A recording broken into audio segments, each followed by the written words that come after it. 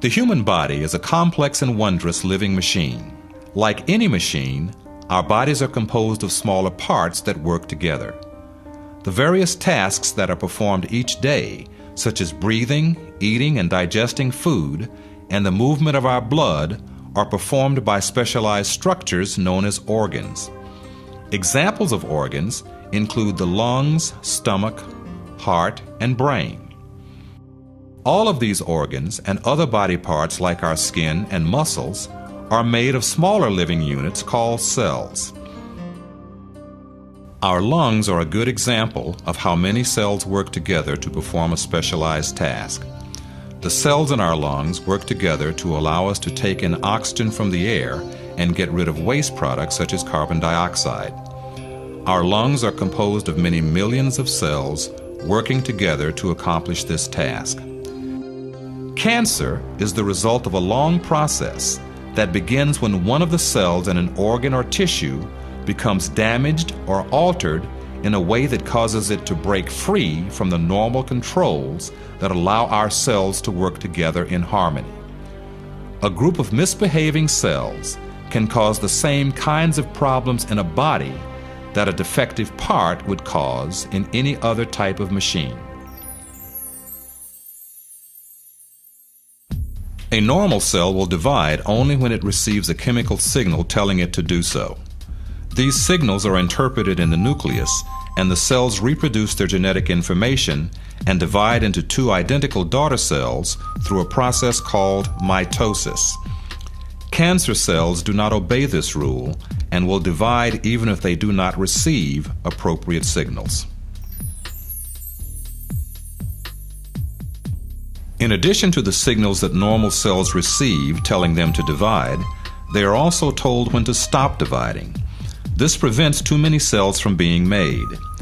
In fact, the cell division process is a highly ordered process.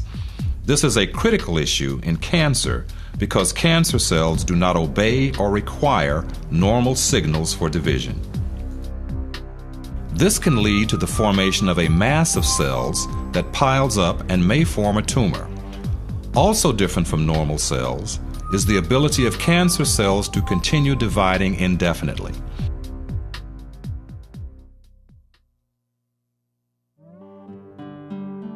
An important point about cells is that no matter what their job is in the body, they all have the same general structure. The cells that make up our lungs, heart, or brain are all similar in their overall appearance, even though their jobs are quite different.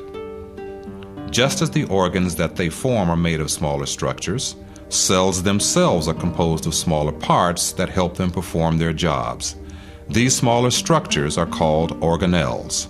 Of particular importance in cancer is the organelle known as the nucleus.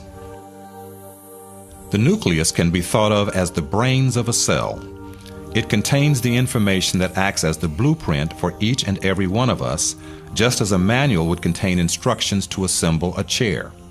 Specifically, this information is contained within the chromosomes that reside in the nucleus. Individual units of information are called genes. At a chemical level, genes are made of deoxyribonucleic acid, or DNA. All of our cells contain the same set of information. It is only how the information is used that makes them different. For example, cells in the lungs use different bits of the blueprint to do their job than the cells in our stomach. In cancer, changes to the DNA cause some of the genes to fail to perform or to do their job in a way that causes problems for the affected individual. In short, all cancers are thought to result from changes to DNA that alter critical genes and change the behavior of the affected cells. If a change occurs to the nucleotide sequence, it is like having the letters of a word changed. An alteration in a gene is called a mutation. How do all these changes occur? There are actually a number of different things that can cause mutations.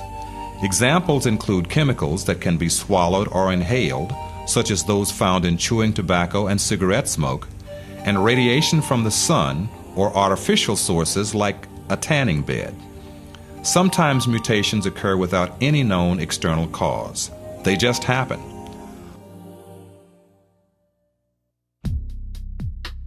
Certain genes make products that lead cells to reproduce. This would be equivalent to the gasoline system in cars.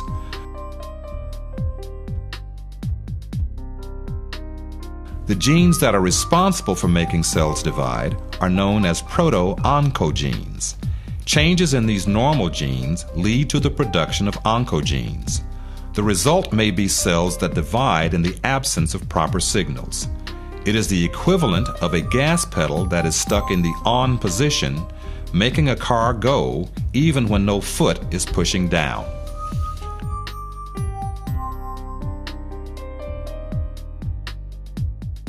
Genes whose products function as the equivalent of cellular brakes also exist. As a group, these genes are known as tumor suppressors. Humans have 2 copies of each gene, one inherited from each parent. If a single copy of a tumor suppressor is damaged, the other copy is usually able to stop the cell from behaving abnormally. This would be like losing either the front or rear brakes of a car. The car may be damaged, but would still be able to stop. But if the second set of brakes is damaged as well, the car would not be able to stop, just as the cell would not be able to stop dividing if both copies of the tumor suppressor genes are damaged.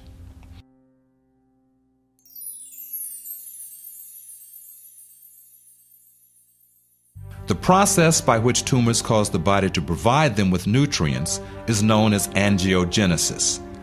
Like the hungry plant in the Little Shop of Horrors, a growing tumor sends out signals that essentially say, "Feed me." The messages from the tumors cause nearby blood vessels to send over new extensions that deliver food and oxygen. Importantly, the blood vessels also serve as a passageway for the movement of tumor cells to neighboring and distant parts of the body. Spread of tumors to distant locations is of great importance in cancer. About 90% of the deaths due to cancer involve tumors that have spread around the body. The movement of tumor cells to other parts of the body is known as metastasis.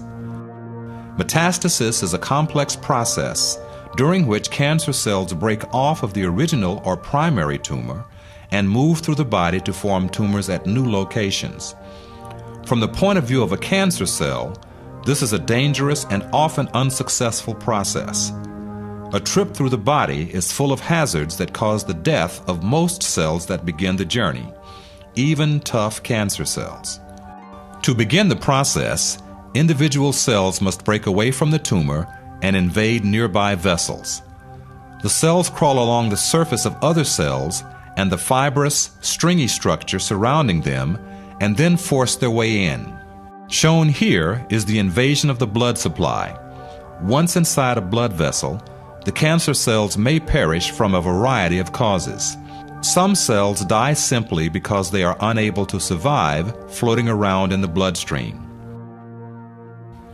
Others may become damaged and die when they squeeze through tight spaces or bump into the walls of the blood vessels. Still, other migrating cells may be recognized and destroyed by cells of the immune system. How and where the migrating cells stop is different for different cancer types. Once the tumor cells are no longer moving, they can begin the process of forming a new tumor by leaving the blood vessel and beginning to reproduce in the new location.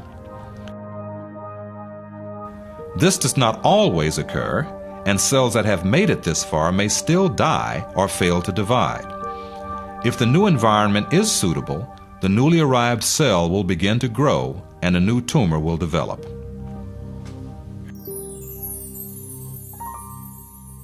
One way that the development of cancer is prevented is via the death of defective cells. A cell that becomes mutated or damaged will first attempt to repair the damage. If that is not possible, the cells will commit the cellular version of suicide. An orderly process called apoptosis leads to the breakdown of key cell parts and the death of the cell. Cancer cells lose this critical capability and will continue to divide. This can lead to the accumulation of cells that can become more and more abnormal.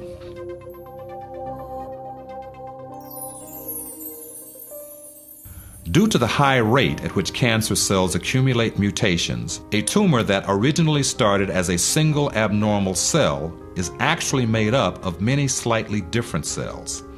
They are all cancer cells and are similar to each other, but they may not all have the same sensitivity to any particular cancer drug or treatment. When this mixed bag of cells is exposed to a drug, most of the cells will probably die.